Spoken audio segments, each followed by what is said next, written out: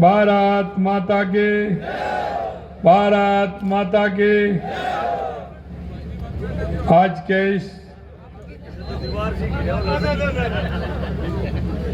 हमारी लोकसभा के प्रत्याशी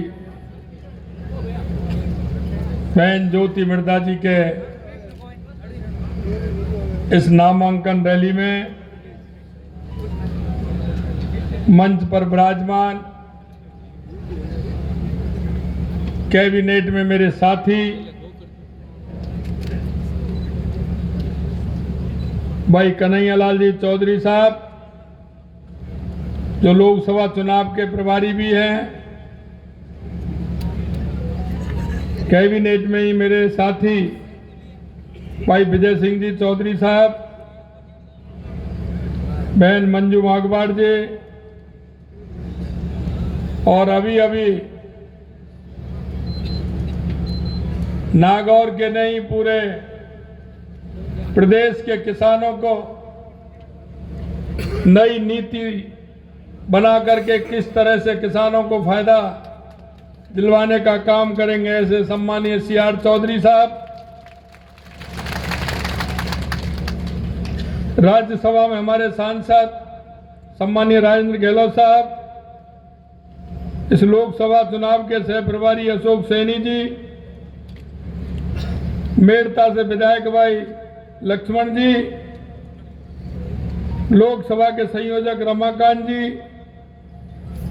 पूर्व विधायक डेगाना रिक्सपाल मिर्धा जी, पूर्व विधायक मोहनराम चौधरी जी, पूर्व विधायक सुखराम नितड़िया जी, पूर्व विधायक विजयपाल जी, पूर्व सांसद रामनारायण डूडी साहब, हमारे क्लस्टर के प्रभारी प्रसन्न मेहता जी, रामनिवास सांगला जी, हमारे जिलाध्यक्ष गजेंद्र सिंह जी ऑडिट साहब, मंच पर विराजमान सभी पार्टी के नेतागण और नागौर के गांव-गांव ढाणी-ढाणी से आए मेरे पूजा योग बुजुर्गों, नौजवान दोस्तों, आप सभी के चरणों में प्रणाम करता हूं, नमन करता हूं, आप सभी का अभिनंदन करता हूं।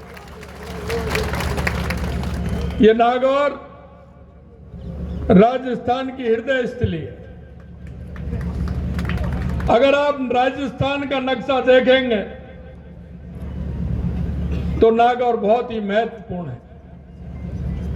यहां तेजाजी महाराज, लक्ष्मीदास जी महाराज, जम्मू महाराज जी, केवाई माता जी, यह सभी का दर्शन करने को मिलता है।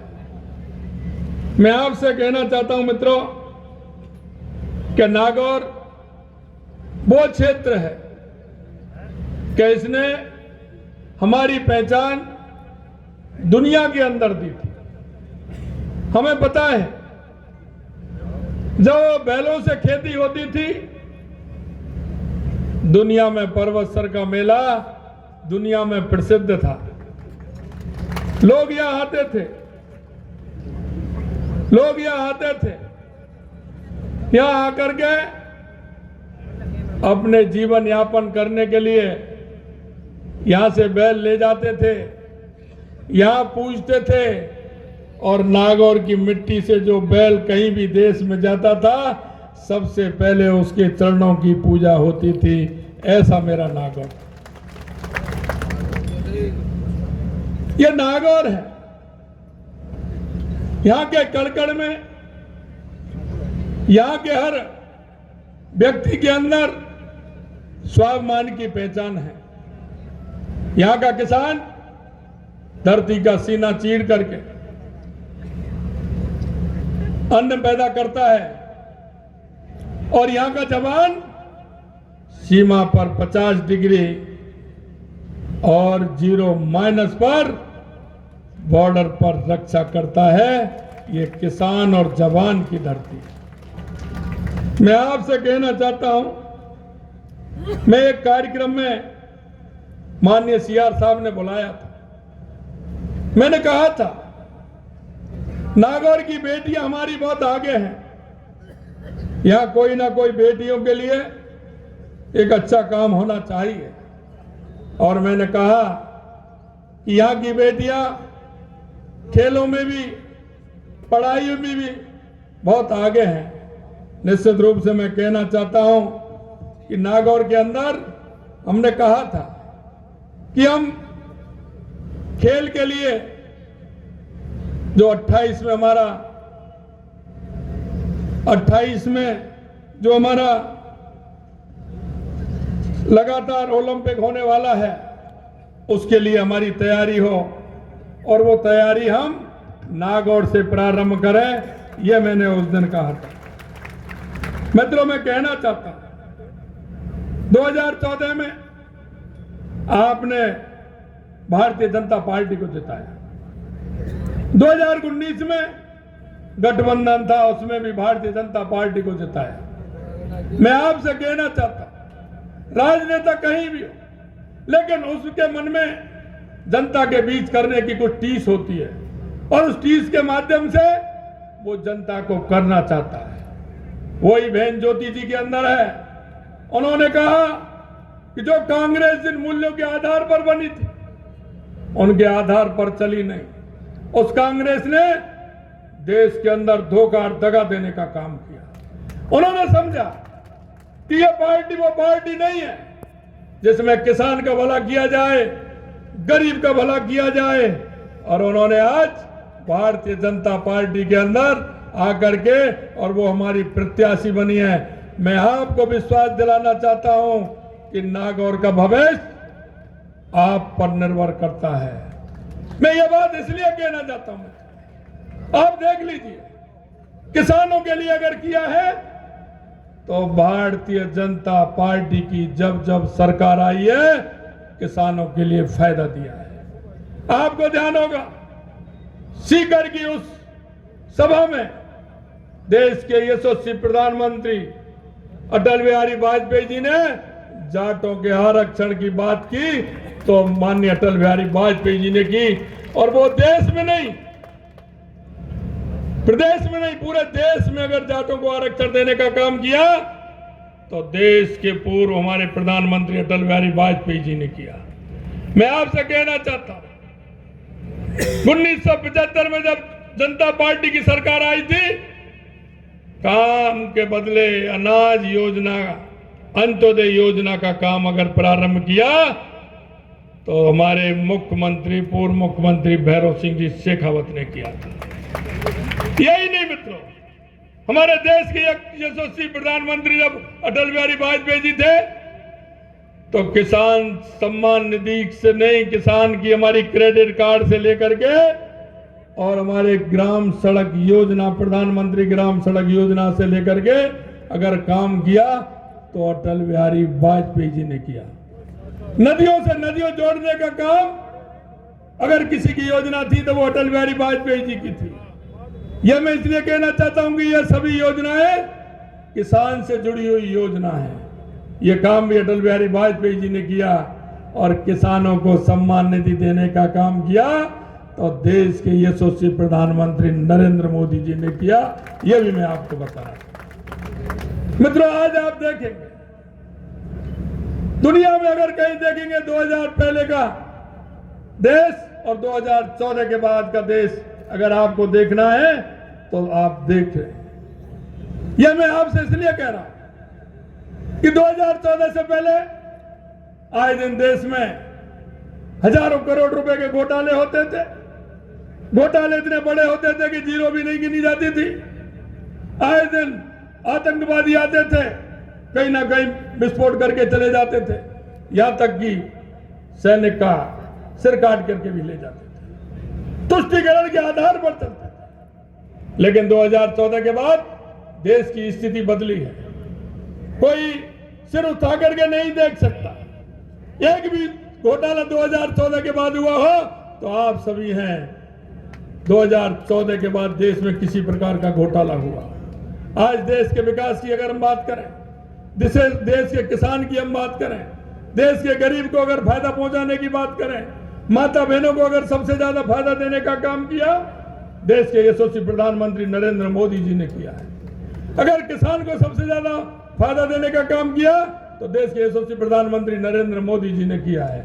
यही नहीं मित्रों, मैं आपसे और कहना चाहता हूं कि ये काम जो आज हमारी 90 दिन की सरकार थी, क्योंकि 90 दिन बाद तो आचार संहिता लग गई थी, मैं आपको कहना चाहता हूं 90 दिन में भी काम किया है वो हमने नहीं, वो आपकी वोट की ताकत ने काम किया है, जो आपका एक एक वोट भारतीय जनता पार्टी को आया और भारतीय जनता पार्टी की आपने सरकार बनाई। मैं एक बात नागौर के बारे में और कहना चाहता हूं, 2013 में जब हमारी सरकार बनी थी, आपने हमें विधायक जिता करके दिए थे, हमने नागौर से 4 लोगों को मंत्री बनाया था, 4 लोगों को मंत्री बनाया था। अभी भी आपने जिता करके भेजा है। तो गजेंद्र खीवसर जी भी नागौर के रहने वाले हैं, विजय सिंह जी भी नागौर के हैं, मंजू मागवार भी नागौर से हैं, और चौथे मंत्री कैबिनेट मंत्री के रूप में CR चौधरी साहब भी नागौर के रहने वाले हैं। इस बार भी 4 मंत्री नागौर से हैं। मैं आपसे यह कहना चाहता हूं कि आपको समझना पड़ेगा, आपको देखना पड़ेगा। कई तरह के कांग्रेस के लोग अफवाह में आएंगे, कई तरह के झूठ बोलने का काम करेंगे। मैं आपको नागौर के कुछ पेपर भी लेके आया हूं जो कांग्रेस के लोगों ने घोषणा की है। कांग्रेस के लोगों ने घोषणा की है, लेकिन एक भी काम नहीं हुआ है। ये पेपर भी मैं लेके आया हूं, कितनी उन्होंने घोषणा की है। हम आपसे वादा करना चाहते हैं और हम आपसे यही कहना चाहते हैं, आपके बीच में जो बात करके जाएंगे, हमारे घोषणा पत्र में जो बात हमने कही है, हम आज भी आपको विश्वास दिलाना चाहते हैं। हम एक एक हमारे घोषणा पत्र, संकल्प पत्र की बात को हम पूरा करेंगे, एक एक बात को हम पूरा करेंगे। हमने आपसे कहा था, 15 दिसंबर को हमने शपथ ली थी, हमने कहा था 16 दिसंबर को, और हमने हमारी घोषणा पत्र में भी कहा था कि जिन लोगों ने इन युवाओं के आंखों में आंसू लाने का काम किया है, युवाओं को दर्द देने का काम किया है, हम उनको बख्शने वाले नहीं हैं, हम उनको छोड़ने वाले नहीं हैं। हम SIT गठित करेंगे और इस पेपर लीक का जो इतना बड़ा घोटाला हुआ है, वो कितना भी बड़ा मुलजिम हो, उसको सलाखों के अंदर करेंगे, सलाखों के अंदर करेंगे। आपसे वादा किया था, उनमें से 65 लोग बंद हो गए और अभी कार्रवाई चालू है। कितना भी बड़ा व्यक्ति होगा लेकिन गलत किया है तो सलाखों के पीछे होगा, ये हम आपसे कहना चाहते हैं। अभी RPSC तो बाकी है, CR चौधरी साहब भी उसमें रहे, RPSC का मान बढ़ाया है।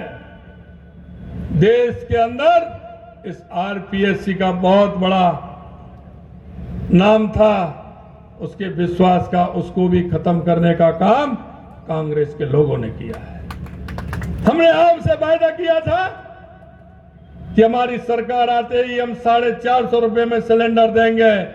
हमने 25 दिसंबर को फैसला किया और 1 जनवरी से 450 रुपए में 73 लाख महिलाओं को सिलेंडर देने का हमारी सरकार ने किया है।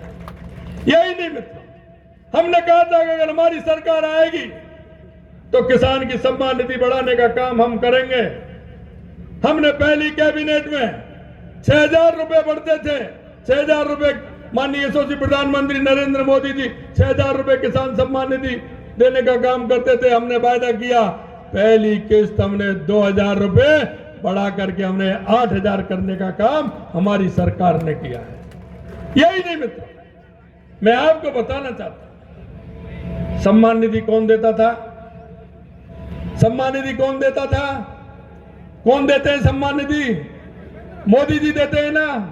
केंद्र की सरकार देती है कि नहीं देती? हाथ तो खड़े करो। केंद्र की सरकार देती है ना। लेकिन मैं आपसे कहना चाहता हूं, अगर किसी के पिताजी का देहावसान हो जाता है तो उनके बेटे 1, 2, 3 बेटे होते हैं तो उनका दाखिला नहीं खुलता है, नामांतरण नहीं खुलता है क्या? नामांतरण खुलता है कि नहीं खुलता है? अगर उनको तो इसलिए नहीं मिल रही कि उनके पिताजी चले गए, उनको इसलिए नहीं मिल रही कि जब नामांतरण खुलता है तो उसकी सूची केंद्र सरकार ने मांगी कि आप वो सूची भेजिए। इस राजस्थान की सरकार ने उस सूची को भी केंद्र में नहीं भेजा। 60,000 से ऊपर वो सूची हमने भेज करके नए 60,000 किसानों को जोड़ने का काम हमारी सरकार ने किया। यही नहीं, हमने कहा गेहूं की एमएसपी बढ़ाने का काम हमारी सरकार करेगी। हमने पहली किस्त में 2275 रुपए से 125 रुपए बढ़ा करके 2400 रुपए करने का काम हमारी सरकार ने किया। मैं आपसे कहना चाहता हूं, आज हमने जिस तरह के हमारे पानी को लेकर के हमारे एमयू हुआ है, 21 जिले हमारे ईआरसीपी से जुड़ने वाले हैं। 3 जिले हमारे बहुत ही ऐसे जिले जहां पानी की कमी है, सीकर, चूरू और झुंझुनू। हमने कहा हम इनको जोड़ना चाहते हैं। यमुना का हमारा समझौता, हमारा वहां चंबल का समझौता हो गया, यमुना के भी समझौता हम करने वाले हैं। हमने कहा अधिकारियों से, मैंने कहा आप अपने पेपर तो निकालिए, हमें दीजिए। ये कांग्रेस के लोग कहते हैं कि साहब हमने भी यमुना समझौता के लिए काम किया है, हम भी यमुना समझौता करना चाहते हैं। हमने कहा पेपर निकालिए, पेपर निकलवाए। हमने देखा उन्होंने एक भी पत्र किसी को नहीं लिखा, ना हरियाणा सरकार को लिखा, ना केंद्र की सरकार को लिखा। अगर कोई पत्र लिखा 1994 में लिखा, और वो भी हमारे प्रदेश के पूर्व मुख्यमंत्री माननीय भैरव सिंह जी शेखावत ने लिखा। कांग्रेस के किसी व्यक्ति ने यमुना पर एक पत्र भी नहीं लिखा। कहते हैं कि समझौता के लिए हम भी घूम रहे थे, हम ईआरसीपी का समझौता करके आए, तो उन्होंने कहा ये ऐसे नहीं हुआ। मैंने कहा आप बताओ कैसे होगा, आपके पास कोई पेपर हो तो वो ले आओ। आपने कहा समझौता करने की बात कही है, हमने वो भी किया। और मैं आपसे कहना चाहता हूं, वो यमुना समझौता भी किया। और माननीय यशस्वी प्रधानमंत्री नरेंद्र मोदी जी के नेतृत्व में जब मनोहर खट्टर जी से जब मुख्यमंत्री थे, उनसे कहा तो उनका तीसरे दिन फोन आया कि आइए समझौता करेंगे।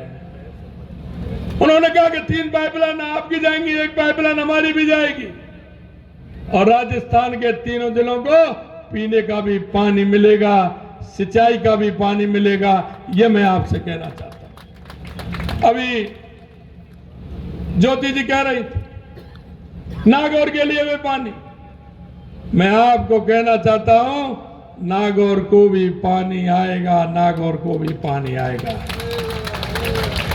उसकी भी मैं कहानी आपको बताना चाहता हूं, क्योंकि ये इंदिरा गांधी नहर और गंगनेरी हिमाचल से आती है। पोंग डैम है, जहां बड़ा डैम है, उससे पानी आता है। 1984-85 में बाढ़ आई थी। उस बाढ़ के कारण पंजाब में बड़ी दिक्कत हो गई थी, बड़ी परेशानी हो गई थी। उस पोंग डैम में 10 फुट नीचे उन्होंने ये लिख दिया, अधिकारी थे वहां के, कि 10 फुट इस बांध को खाली रखा जाए। उन्होंने वो हमेशा 10 फुट बांध को खाली रखा, क्योंकि उसमें राजस्थान का हिस्सा, पानी का बड़ा हिस्सा है, क्योंकि वो पानी बाड़मेर तक और जैसलमेर तक भी जाता है। हमने हमारे आर.के. सिंह जी, हमारे बिजली मंत्री, क्योंकि उनके अंडर में वो आता है, उनको हमने निवेदन किया कि ये 10 फुट है, इसको हमारा पानी इसमें रुकता है, इसलिए इस पानी हमारा कम हो जाता है, इसलिए इसको बढ़ाने का काम करें। आर.के. सिंह जी ने कहा कि निश्चित रूप से हम इसको बढ़ाएंगे, अगर उसमें हमारा हिस्सा बढ़ता है तो हमारा वो पानी हनुमानगढ़, गंगानगर, बीकानेर, नागौर, जैसलमेर और बाड़मेर को वो पानी छूने वाला है। मैं आपसे कहना चाहता हूं, उस पानी को भी बढ़वाएंगे और नागौर, प्यासे नागौर को भी और जैसलमेर और बाड़मेर को भी पानी पिलाने का काम करेंगे। ये हम आपसे कहना चाहते हैं। मित्रों, काम करना बड़ी बात नहीं है, दृढ़ इच्छा शक्ति हो, काम करने का मन हो। क्योंकि चौधरी चरण सिंह जी कहते थे, मैं धन्यवाद देना चाहता हूं चौधरी चरण सिंह जी को, कि वो किसानों की हमेशा भलाई की सोचते थे।